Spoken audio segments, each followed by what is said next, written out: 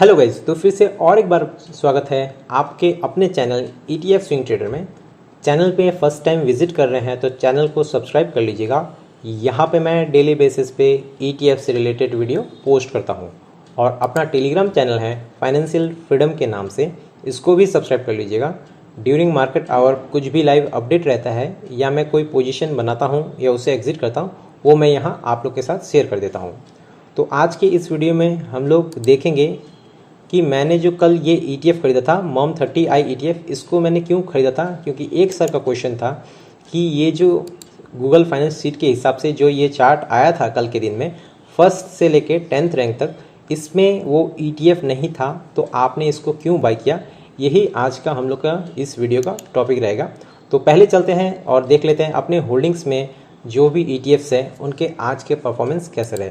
तो यहाँ पे डे PNL में आप लोग को दिख रहा होगा 404 रुपीज़ का आज हम लोग को ओवरऑल प्रॉफिट हुआ है। परसेंटेज में देखेंगे तो 0.46% का यहाँ हम लोग को प्रॉफिट देखने को मिल रहा होगा। तो एक बार हम लोग देख लेते हैं कौन कौन से ऐसे ETF है जिसमें कि हम लोग को फिलहाल 3% से ज़्यादा का प्रॉफिट देखने को मिल रहा है और 3% से ज़्यादा का लॉस देखने को मिल रहा है। तो यहाँ पर मैं क्लिक कर लेता हूँ। मोर निफ्टी 500, इसमें जो हम लोग का प्रॉफिट फिलहाल चल रहा है 3.62% का चल रहा है और बाकी ऐसा कोई भी ETF अभी नहीं है जिसमें कि 3% से ज़्यादा का भी हम लोग को प्रॉफिट हो रहा है। तो एक बार हम लोग देख लेंगे कि कौन कौन से ऐसे ETF है जिसमें हम लोग को 3% से ज़्यादा का लॉस हो रहे हैं। और ये हर कोई नहीं दिखाएगा, मैं जनरली हर दिन आप लोग को दिखा देता हूँ, क्योंकि ETF में हम लोग का पैसा बनता है। जो लोग पुराने मेंबर्स हैं उन लोग को ठीक से पता है, जो लोग नए मेंबर्स हैं आप लोग कुछ दिन वेट कीजिए, स्ट्रेटेजी का वीडियो अच्छे से देख लीजिए, उसके बाद हम लोग के साथ जब आपको भरोसा हो आप चल सकते हैं इस ETF के जर्नी में। तो यहाँ पे सबसे पहला ETF सिल्वर आई ETF, इसमें हम लोग का जो लॉस है फिलहाल 5.77% का चल रहा है। सिल्वर बीज में जो हम लोग का लॉस है 4.66% का यहाँ पे हम लोग को देखने को मिल रहा है। PSU बैंक बीज, इसमें जो हम लोग का लॉस है 4.59% का देखने को मिल रहा है। HDFC सिल्वर, इसमें जो हम लोग का लॉस है 3.90% का देखने को मिल रहा है। और बाकी जो भी ETFs है इसमें अभी फ़िलहाल हम लोग का जो लॉस है वो 3% से कम का है। तो एक बार मैं आप लोग को ऑर्डर सेक्शन में ले जाके भी दिखा देता हूँ कि आज के दिन हम लोग ने ना कोई बाइंग किया है ना कोई सेलिंग किया है। तो क्योंकि मैंने 2 बजे के बाद जो चार्ट शेयर किया था उसके बाद और कोई मैंने अपडेट नहीं दिया, इसका यही मतलब है कि मैंने कोई बाइंग या सेलिंग नहीं किया। तो पोजीशन सेक्शन में भी एक बार मैं दिखा देता हूँ यहाँ पे कि आज के दिन हम लोग का ना कोई बाइंग हुआ है ना कोई सेलिंग हुआ है। तो अब चलते हैं, हम लोग का जो टॉपिक था कि कल के दिन मैंने जो MOM30i ETF जो है इसको क्यों बाई किया, क्या रीज़न था जो इसको मैंने बाई किया। तो सबसे पहले मैं आपको डायरेक्ट PNL सेक्शन में ले चलता हूँ और एक बार मैं दिखा देता हूँ कि इसमें इससे पहले मैंने कब प्रॉफिट बुक किया था। तो यहाँ पे एक बार मैं डेट सिलेक्ट कर लेता हूँ कि 30 अगस्त को इसमें मैंने प्रॉफिट बुक किया था। तो ये एक बार आप लोग देख लीजिए। तो 30 अगस्त के दिन यहाँ पे देख लीजिए टोटल मुझे प्रॉफिट हुआ था 200 रुपीज़ 6 पैसे का, जिसमें से चार्जेस 16 to 20 रुपीज़ के करीब लगे थे और नेट रियलाइज प्रॉफिट जो था 185 रुपीज़ 41 पैसे का था। और ये प्रॉफिट मैंने MOM30i ETF में ही बुक किया था। परसेंटेज में देखेंगे तो 6.64% का यहाँ पे हम लोगों ने प्रॉफिट बुक किया था। तो इसको दिखाने का मतलब क्या है, तो यहाँ पे ब्रेकडाउन में एक बार मैं दिखाता हूँ आपको, एक मिनट, थोड़ा सा व्यू ब्रेकडाउन में। तो यहाँ पे देख लीजिए कि इसको मैंने कब बाई किया और कब सेल किया था। तो 19 जुलाई को 19 जुलाई को इसको मैंने बाई किया था और 30 अगस्त को इसको मैंने सेल कर लिया था 6.64% इसमें प्रॉफिट बुक करके। सेलिंग प्राइस थोड़ा सा ध्यान में रखिएगा, 37 रुपीज़ 91 पैसा में इसको हम लोग ने सेल किया था। और कल के दिन जो मैंने इसमें बाइंग किया था तो यहाँ पे कितना में बाइंग आया था देखिए 36.21 और यहाँ पे मैंने सेल कितना किया 37.91। लगभग मुझे यहाँ पे उससे 4% का डिस्काउंट में मिल रहा था ये MOM30i ETF। और कल के दिन ये भी 2% से ज़्यादा का यहाँ पे गिरावट दिखाया था।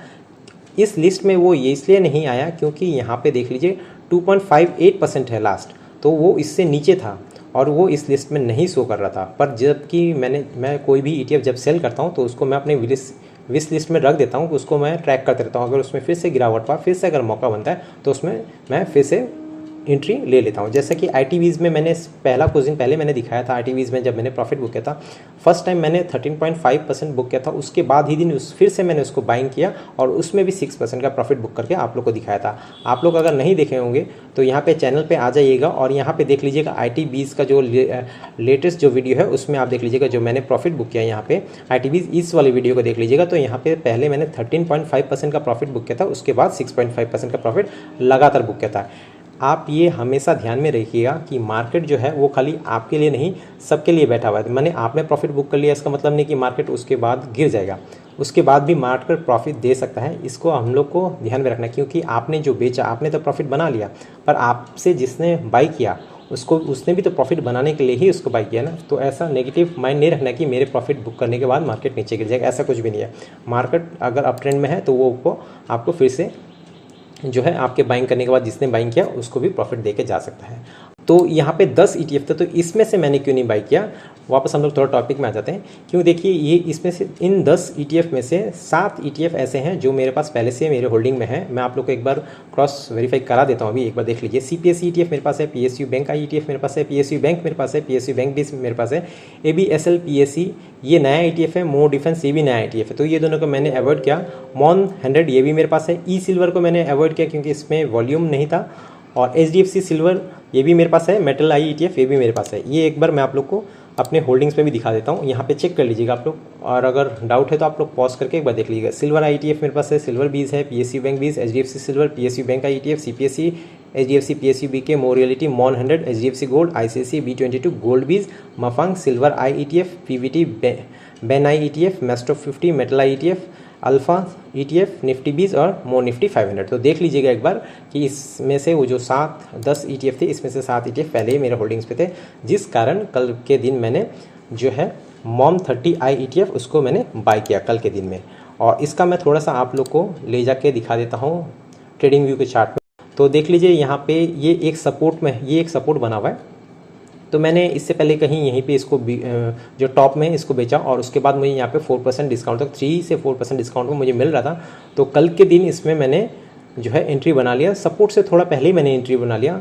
देखिए अगर उस हिसाब से देखेंगे, कल के हिसाब से देखेंगे, तो मैंने कल अच्छी जगह में बाई किया, क्योंकि कल के बाइंग के बाद ये जो है ऊपर ही गया। इसमें अभी मेरा प्रॉफिट चल रहा है 1% से ज़्यादा का मेरा प्रॉफिट चल रहा है। पर ऐसा नहीं है कि मैंने बाइंग कर लिया और उसके बाद नीचे नहीं गिर सकता, इससे नीचे गिर सकता है। पर मैंने इसलिए जल्दी बाई कर लिया क्योंकि अगर नहीं गिरा तो ये मौका हाथ से निकल जाएगा। और बाइंग करने का रीज़न और एक ये था, ये जो इंडिकेटर है मैं आप लोग को और एक बार लगा के इसको दिखा देता हूँ।